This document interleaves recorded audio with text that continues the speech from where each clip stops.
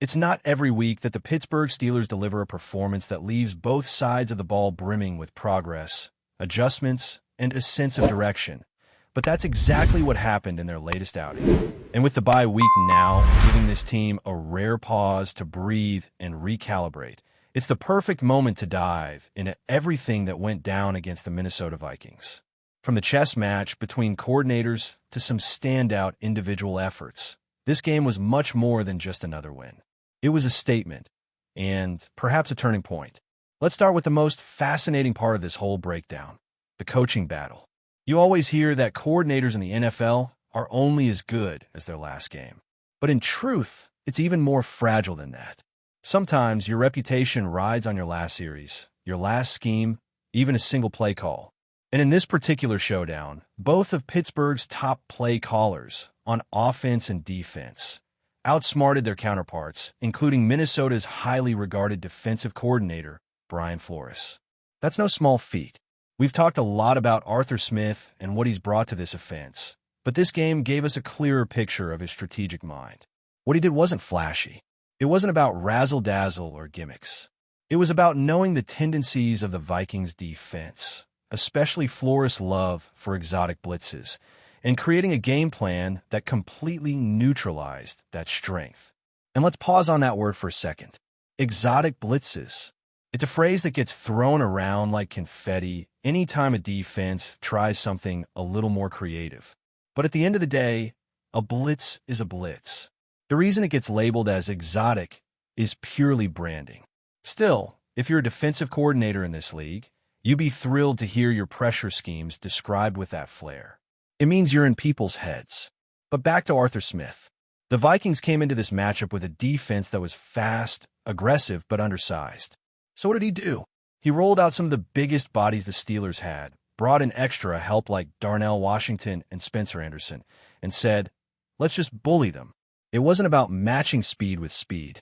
It was about collapsing that aggressive front with raw physicality. And it worked. Those blitzes that looked so dangerous on film were flattened by sheer muscle. On the other side of the ball, credit goes to Terrell Austin. And yes, Mike Tomlin too, because when it comes to Pittsburgh's defensive scheming, the lines often blur. Together, they put together a plan that simplified everything for a defense that's been in flux.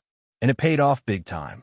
The Vikings quarterback, Carson Wentz, may have thrown for over 300 yards, but those numbers were padded. The real story was in the trenches, where Minnesota's running game was absolutely smothered, just 52 yards from all running backs combined. That's not just a good day. That's a full shutdown. And it didn't stop there. 2 interceptions, 8 passes defensed, 2 forced fumbles, 10 tackles for loss, 6 sacks that added up to 48 yards lost. Every level of that defense was firing, and it all stemmed from a decision to strip things down. With so much roster turnover happening on that side of the ball, especially in the early weeks of the season, the playbook had simply become too complex for a unit trying to find its footing. That complexity led to hesitation. And hesitation is death in the NFL. So the coaches made the call. Simplify, let them play fast, and let them play to their strengths. And the players responded. The inside linebacker duo of Peyton Wilson and Patrick Queen took over. Wilson racked up 13 total tackles, 8 of them solo, and added 2 tackles for loss, something he hadn't done in previous weeks. Queen added 11 tackles of his own, also with 8 solos, and led the defense with 3 tackles for loss. These weren't padded stats. These were impact plays from sideline to sideline. What makes this even more impressive is that they pulled this off while continuing to lose bodies throughout the game. Jalen Ramsey went down, followed later by Brandon Echols. And both were missing by the time Jordan Addison broke loose for that long 80-yard reception late in the game. Yet the Steelers still held the line. And when that breakdown did happen, when Addison got loose, Austin didn't duck responsibility. He owned it. That right there tells you everything about this coaching staff. Austin could have shifted blame, could have pointed to injuries or inexperience. But instead, he sat in front of reporters and said, "That's on me." He admitted that he should have made things even simpler once guys started going down. That humility matters. Because if your coaches can't be honest with themselves, if they can't look in the mirror and adjust, then how can you expect your players to do the same? And that's the beauty of what we saw from Pittsburgh in this game. Adjustments, growth, learning from mistakes, and putting those lessons into action immediately. That's what good teams do. That's how teams get better over the course of a season. And with the bye week coming at just the right time, it gives the Steelers a chance to lock in those lessons, heal up, and get ready for a stretch that's only going to get tougher from here. Let's also not overlook the mental and emotional side of this win. Going overseas, playing in Ireland, facing a new environment and travel stress, it could have gone sideways. But instead, this team delivered their most cohesive performance of the season. It felt like a group that knew who they were and what they were trying to do. And more importantly, it felt like a group that understood how to do it together. So here's the takeaway. The Steelers didn't just beat the Vikings. They evolved. Offensively, they leaned into their physicality, used tight ends and offensive linemen like sledgehammers, and took the teeth out of Minnesota's most dangerous defensive looks. Defensively, they dropped the ego, simplified the plan, and empowered their athletes to just go out and play football. And they did it all while missing key players and dealing with adversity mid-game. It's not a stretch to say this might be the most encouraging performance of the season. Not just because of the final score, but because of the process, because of the accountability, because of the fact that they didn't just show up and play. They adapted. They solved problems. And they found new answers to questions that have been haunting them through the first few weeks of the year. If the Steelers can build on this, if this version of the offense keeps pushing people around and this version of the defense keeps flying to the ball, it changes the entire trajectory of the season. And with divisional matchups looming after the break, there's no better time to be figuring things out. While the first half of the season painted a picture of inconsistency, this game against Minnesota brought clarity. And what stood out even more than the schemes or stats was the emotional tone of the sideline. You could see it in the body language of the players, the energy between the units, the way the defense celebrated big stops, and the offense answered right back.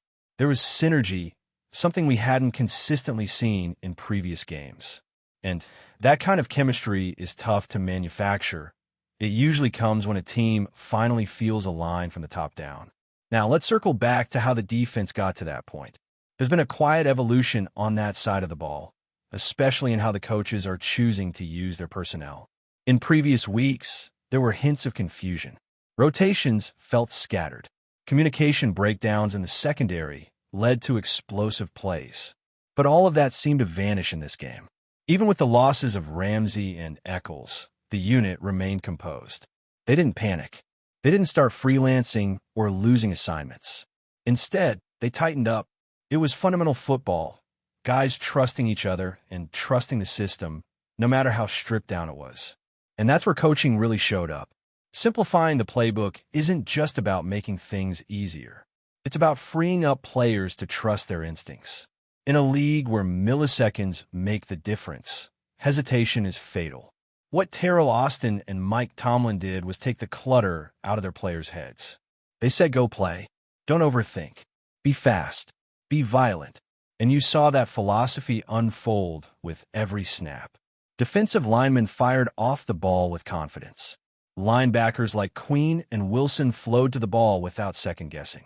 The secondary, even when depleted, played with structure and discipline. It's not always about having the most complex system. Sometimes, the simplest version is the most dangerous because it allows your athletes to be just that, athletes. And in this game, Pittsburgh's athletes overwhelmed Minnesota's strategy. What adds another layer of optimism to this whole situation is that all of this progress is happening despite the adversity. Let's not forget just how many moving pieces the Steelers have dealt with already this year. Between injuries, lineup changes, and the challenges of facing multiple unfamiliar looks early in the season, this team could have easily been rattled. But they weren't. Instead, they've started leaning into a very specific identity: toughness, clarity, and resilience. On the offensive side, Arthur Smith deserves more credit than he's getting. Because what we saw against the Vikings wasn't just brute force. It was targeted aggression. He identified the soft spots in Minnesota's structure and attacked them. Not once, over and over. The use of multiple tight in sets wasn't just about run blocking. It also created confusion in Minnesota's defensive responsibilities. When you keep rolling out heavy personnel, the opposing defense is forced to either stay big and slow or go small and vulnerable. Either way, Smith was going to win that chess match. And when the blitzes came, and they did come, Pittsburgh was ready. The protection packages were sound, and the quarterback stayed calm. He knew the looks, knew where to go with the ball, and never looked rattled. That's a huge testament to preparation. It's also a sign that this offense is finally starting to understand who they are and what works for them. But perhaps the biggest development of all was the return of balance. For weeks, the Steelers have been leaning too heavily in one direction or the other. Some games it was all on the run game. Other weeks, they asked too much of the passing attack. But against Minnesota, there was a deliberate mix. Runs were efficient. Passes were timely. Play action worked. Drives were sustained. And that rhythm made a world of difference, especially late in the game when it became about controlling tempo and keeping Minnesota from mounting a comeback. Even when Jordan Addison broke loose for that massive play late in the game, a play that would have been a backbreaker for some teams, the Steelers didn't unravel. They regrouped, locked in, and closed the door. And that mental fortitude, that ability to withstand a gut punch and keep pushing forward, is something that championship-caliber teams possess. Another layer to this story that shouldn't be overlooked is the culture shift that's quietly happening behind the scenes. Players like Patrick Queen, who came into this team with a chip on his shoulder on something to prove, are setting the tone. Younger guys like Peyton Wilson are feeding off that energy. You can see it in the way they communicate, the way they celebrate together, and the way they hold each other accountable. This is no longer just a locker room full of individuals. It's becoming a unit with shared goals and shared standards. That kind of culture is what sustains a team through the grind of an NFL season. It's what allows teams to survive the rough stretches and still come out stronger. And now that the Steelers have hit their bye week, they've earned a chance to catch their breath, review what's working, and double down on their identity. Make no mistake, there's still a long road ahead. The schedule doesn't get easier. Divisional games are looming. The pressure will only intensify. But the Steelers just prove that they can adjust, they can evolve, and they can deliver under pressure. They proved that this coaching staff can self-reflect and make the necessary changes. And they proved that this roster, even when shorthanded, is capable of playing disciplined, physical, and intelligent football. But before we dive in, don't forget to subscribe to Steelers Nation Central and hit the like button on this video. Your support helps us keep bringing you the latest updates on the Pittsburgh Steelers. And don't forget to share your thoughts on the news in the comments below. In what could become one of the most talked about moves of the NFL offseason, whispers are circulating that Derrick Henry, the league's most feared running back, is headed to Pittsburgh. Sources close to the team suggest that the Steelers are quietly orchestrating a deal that would bring the 6'3", 247-pound powerhouse to Heinz Field, potentially reshaping the franchise's entire offensive identity.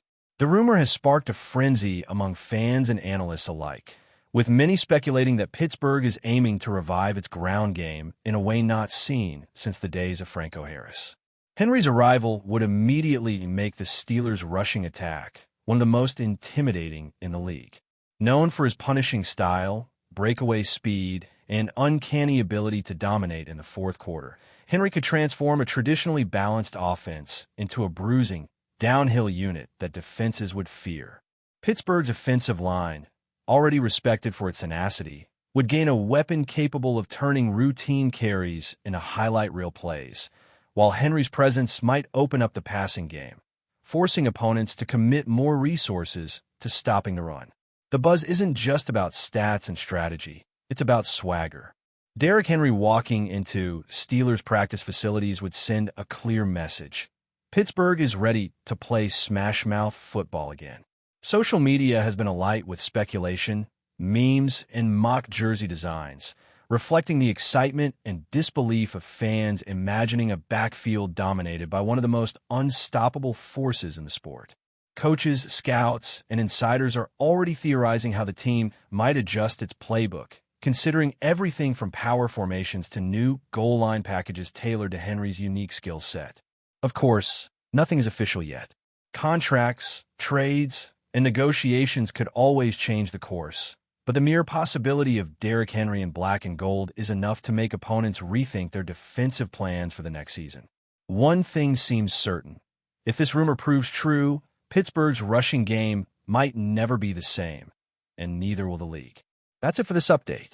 If you enjoyed the video and want to keep receiving exclusive news about the Pittsburgh Steelers, make sure to subscribe to Steelers Nation Central and give this video a like. We always look forward to hearing your comments and opinions. See you in the next video.